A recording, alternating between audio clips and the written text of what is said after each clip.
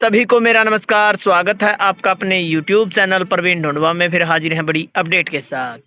Update जुड़े साथियों हरियाणा में जॉब सुरक्षा एक्ट को लेकर। जैसा कि आप सभी को पता है लगातार 2 सालों से ये जो सिलसिला चला हुआ है जिसमें कच्चे कर्मचारियों को जॉब सुरक्षा मिलनी है।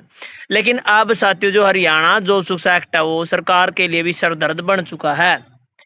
हाई कोर्ट के आदेश के बाद एक्ट में शामिल हो गए नई नए विभाग। किस किस विभाग का जुड़ेगा पोर्टल पर नाम और दोबारा कब से पोर्टल शुरू होगा भाई, इन सभी बातों पर इस वीडियो में चर्चा करने वाले हैं। क्योंकि साथियों लगातार जो विभाग पोर्टल पर शामिल नहीं हुए, जिन विभागों में जॉब सुरक्षा एक्ट लागू नहीं किया गया है, अब वो विभाग लगातार कोर्ट का रुख अपना रहे हैं और कोर्ट की ओर से आदेश है जो जारी कर दिए गए हैं कि इन विभागों को जॉब सुरक्षा एक्ट में शामिल किया जाए और पोर्टल पर नाम इनका शामिल करके इनको भी जॉब सुरक्षा दी जाए। तो किन किन विभागों को साथियों अब ऐड करना है और कब तक पोर्टल दोबारा खुलेगा और कब तक किस किस विभाग का नाम जुड़ेगा, इस सभी प्रकार की अपडेट इस वीडियो में आपको मिलने वाली है। तो चलिए दिखाते हैं आपको पूरी अपडेट।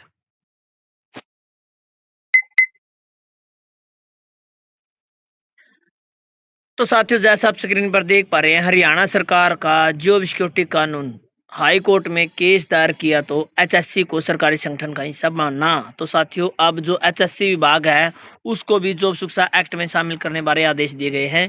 हाई कोर्ट में ये जो याचिका दायर की गई थी।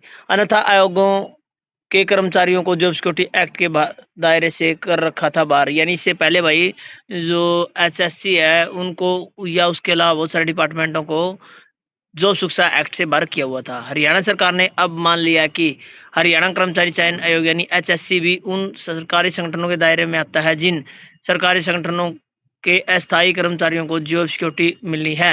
हालांकि सरकार ने यह फैसला स्वयं नहीं किया कि बल्कि एचएससी के कर्मचारी मदन कुमार को पंजाब एवं हरियाणा हाईकोर्ट में याचिका दायर करनी पड़ी। हाईकोर्ट ने सरकारी वकील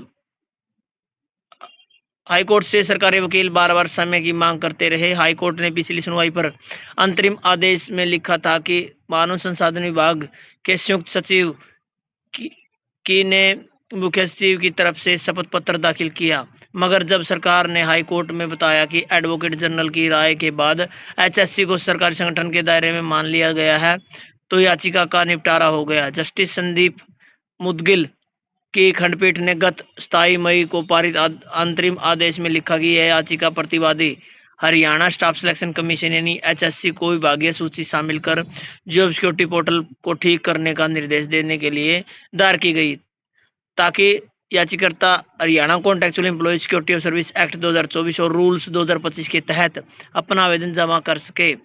अगर आवश्यकता हो तो डेडलाइन परमिट मैनुअल जमा करने की डेडलाइन बढ़ाई जा सके। सुनवाई की अंतिम तारीख यानी 1/4/2026 को यह आदेश पारित किया गया था।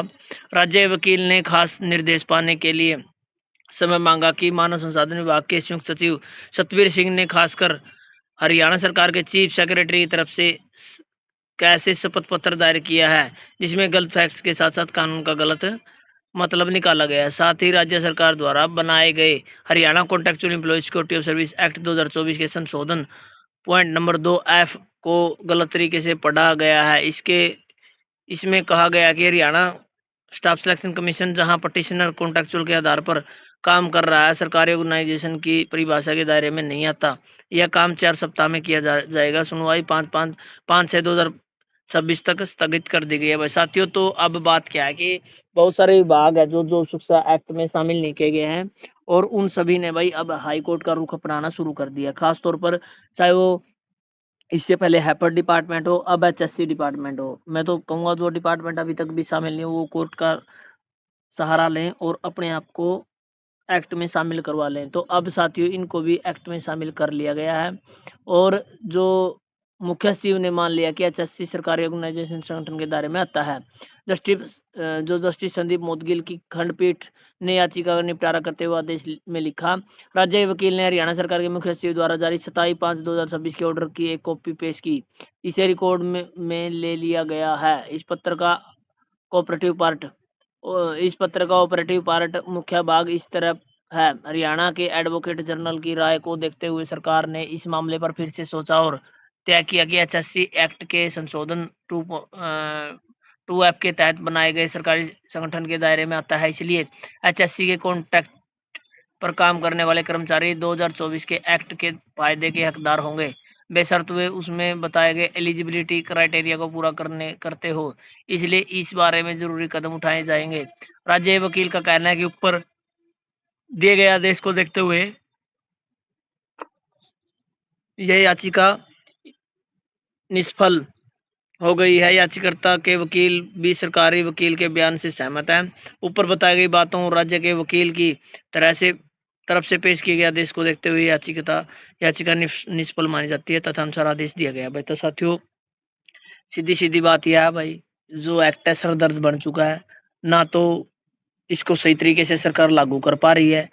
कभी कोई डिपार्टमेंट को छोड़ देती है, वो डिपार्टमेंट हाई कोर्ट चला जाता है, उसके बाद डेट लगातार बढ़ाई जा रही है। अब जो फाइनल फोकस रहेगा वो 15 जून का जो समय दिया गया था ऑफर लेटर जारी करने का, उस पर रहेगा कि क्या इस तारीख को ऑफर लेटर जारी हो पाएंगे या फिर से डेट बढ़ेगी। तो इसलिए कहा भाई ये सिर दर्द बन चुका है एक्ट। देखने वाली बात ये होगी कि अब फाइनल क्या होने वाला है। अपनी राय सभ्य कमेंट के माध्यम से जरूर दें। धन्यवाद साथी, वीडियो देखने के लिए।